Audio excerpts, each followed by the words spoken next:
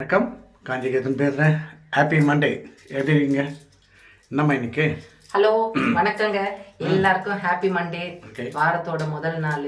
அதே மாதிரி ஆஃபீஸ் எல்லாம் போறவங்க இன்னைக்கு ஃபர்ஸ்ட் டேவா இருக்கும். ஜாலியாக போவாங்கன்னு நினைக்கிறேன். பசங்க எல்லாம் ஸ்கூலுக்கு போவாங்க ஜாலியான்னு சொல்றோம். ஆனா பாவம் வருத்தமா போவோம் லீவ். ஆனா நெக்ஸ்ட் வீக் லீவ் வருது, நீங்க என்ஜாய் பண்ணுவாங்க பசங்க எல்லாம். பொங்கல் லீவ் வருதுல்ல. இன்னைக்கு பிறந்த நாள் கொண்டாடுறவங்களுக்கும் திருமண நாள் கொண்டாடுறவங்களும் படிக்கிற பிள்ளைங்க எல்லாம் நல்ல மார்க் எடுத்து பாஸ் பண்ணணும்னுட்டு வேலைக்காக ட்ரை பண்ற அத்தனை பேருக்கும் நல்ல வேலை கிடைக்கணும்னு சொல்லி எல்லாருக்காகவும் நம்ம ப்ரேயர் பண்ணிக்கலாங்க. சிவபெருமானோட பிளெஸிங்ஸ் நம்ம எல்லாருக்கும் கிடைக்கணுங்க. மார்கழி மாசம் 21 நினைக்கிறேன். இன்னைக்கு ஒரு 9 நாள் போச்சுன்னா தை பிறக்க போகுது. குளிர் கொஞ்சம் பரவாயில்லைங்க, வேத்து கொண்டுற மாதிரி தான் தெரியுது. கொஞ்சம் வெயில் ஸ்டார்ட் ஆன மாதிரி தான் இருக்குது. குளிர் விட்டுரும் இன்னும் கொஞ்ச நாள்ல. எல்லாரும் ஆரோக்கியமா இருக்கணும்னு சொல்லிட்டு எல்லாருக்காகவும் நம்ம ப்ரேயர் பண்ணிக்கலாங்க. சொல்லுங்க. ப்ரேயரை பார்த்தா வேலைக்கு போவோம், ஒரு பயம் இருக்கக்கூடாது.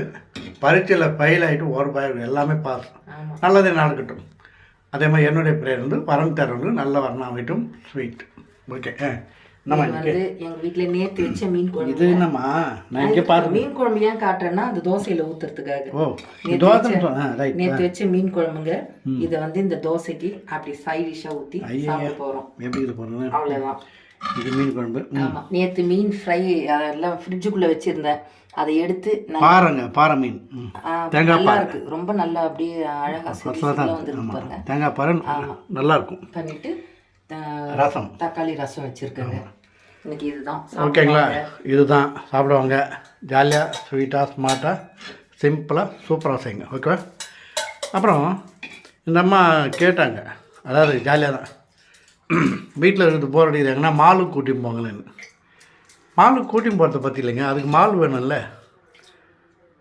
அதுதான் கூட்டின்னு போனால் சும்மா போக முடியுமா? இங்கேருந்து மால் இருந்தால் தான் நமக்கு ஜாலியாக போக முடியும். இதில் ஜாலியாக எடுத்துக்கலாமா? அதே மாதிரி கணவன் மனைவிக்குள்ளே சண்டை வந்துச்சுன்னா மனைவி கணவனை திட்டுறது குளத்தில் கல் எறிஞ்ச மாதிரி அப்படியே அந்த வட்டமாக வந்து அப்படியே அடங்கிடும். ஆனால் கணவன் மனைவி திட்டான்னு வச்சுக்கா, தேன் கூட்டில் கை வச்ச மாதிரி அது வச்சா அவங்களே தெரியும். ஆமாம், அது எப்போ வலிக்குன்னு தெரியாது, கொட்டிக்கினே இருக்கும். அந்த பெயின் இருந்துகிட்டே இருக்கும். அந்த விஷயம் ஜாலியாக இருக்குங்க. ஸ்வீட்டாக லைக் பண்ணுங்கள், ஷேர் பண்ணுங்கள், சப்ஸ்கிரைப் பண்ணுங்கள். ஓகே, பாய்.